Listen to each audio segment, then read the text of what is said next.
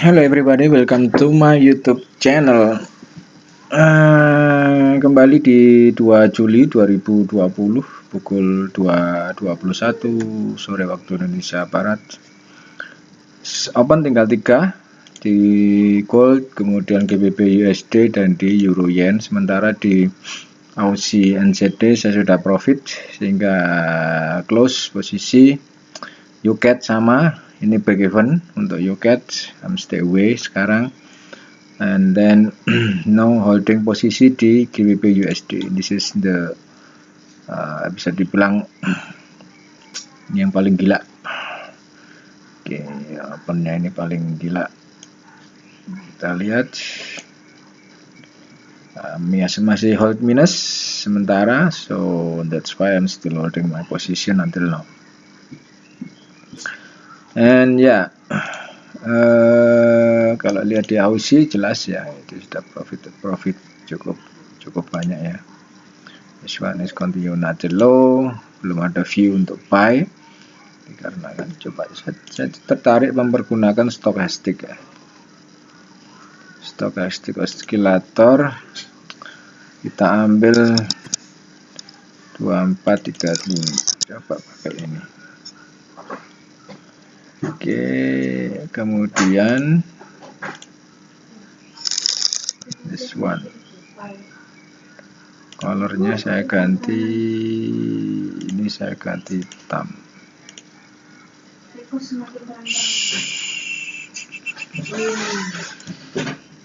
Not good enough. Saya coba sini aja, stok. This one. Ini yang 7, ini 5. Oke, kita lihat colornya, kita ganti. Yang ini kita ganti hitam. Oh, enggak mau ya.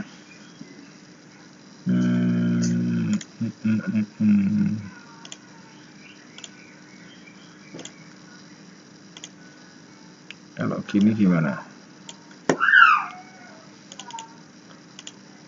This one is black. 7, 5. Oke. Saya interested dengan mempergunakan yang ini ya. Tapi memang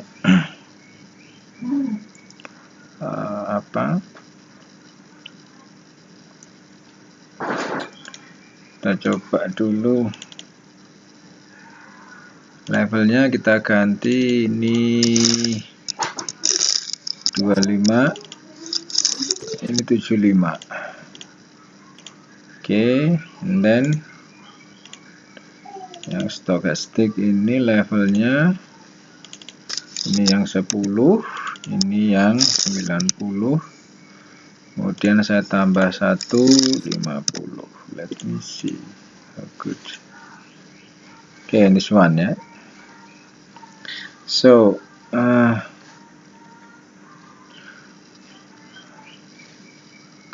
kita lihat di H4 still going low, ini still going low.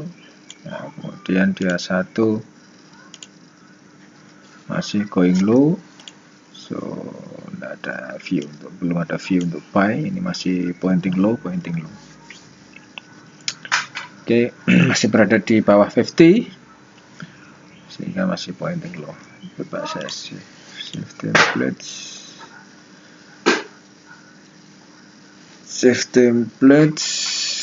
ADX. Oke, sekarang kita coba di template ini. Di M15 kita coba dulu di H4 masih pointing up ya.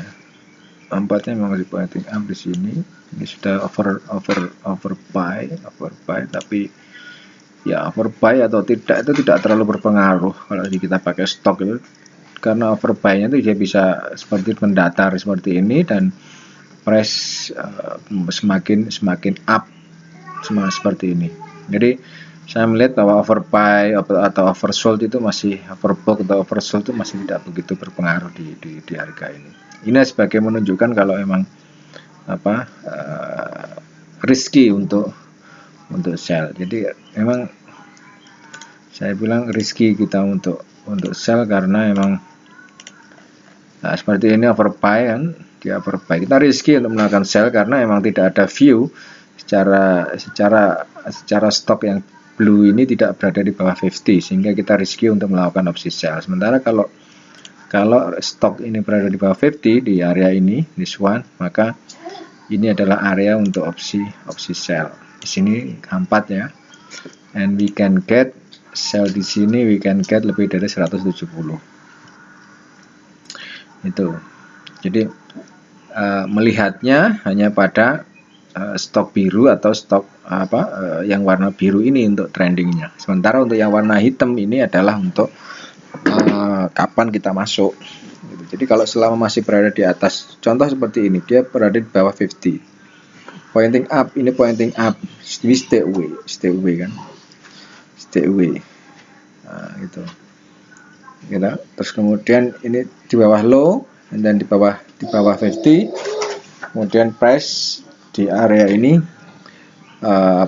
pointingnya masih pointing low, we can sell it. Sama seperti ini.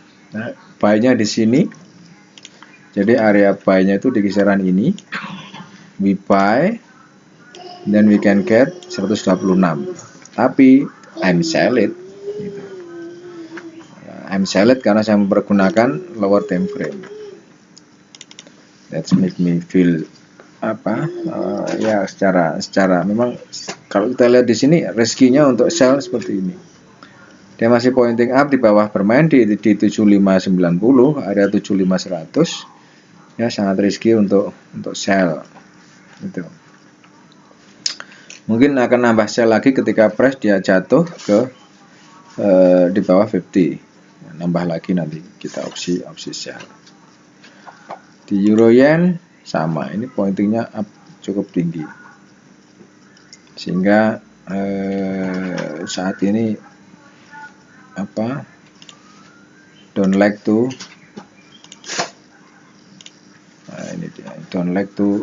sell it, belum ada view untuk sell lagi. Memang sudah opsi sell, kemudian sell lagi di bawah. Dia 4. This one masih berada di atas 50, ini juga masih berada di atas 50. So shape-nya memang masih pointing, dia masih pointing up. Shape-nya memang masih buy. Ini juga pointing up. Itu.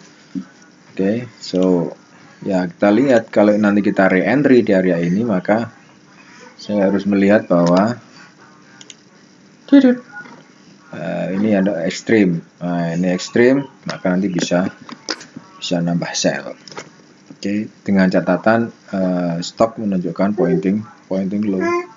Itu karena juga BB juga sudah mulai naik, jadi bisa kalau kita lihat ada BB mendatar, nanti mungkin akan menambah sell. Sementara so far masih belum ada BB yang mendatar, so ya kita tunggu.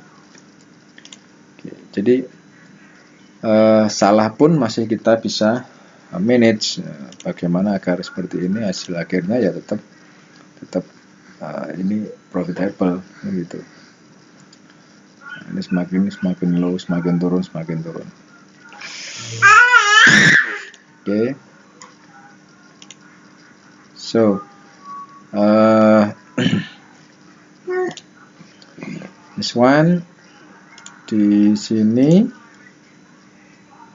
bawah 50, ini sudah di atas 50.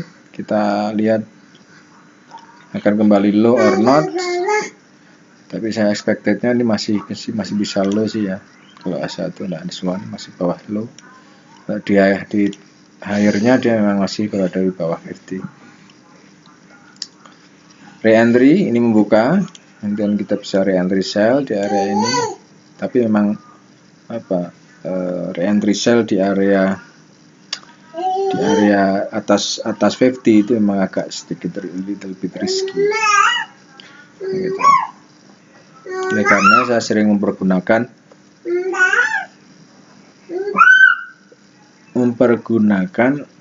di bawah 50 ini biasanya untuk sell, ini biasanya untuk buy kan gitu, re-entry di atas 50.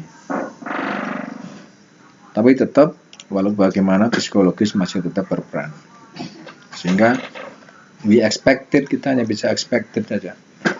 Ketika kita buy dan expectednya harga akan naik, we sell, expected harga akan turun.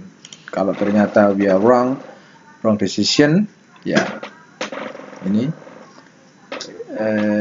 wrong decision, dan manage bagaimana hasil akhir nanti adalah minimum adalah break even point, karena memang kita sudah salah di posisi awal.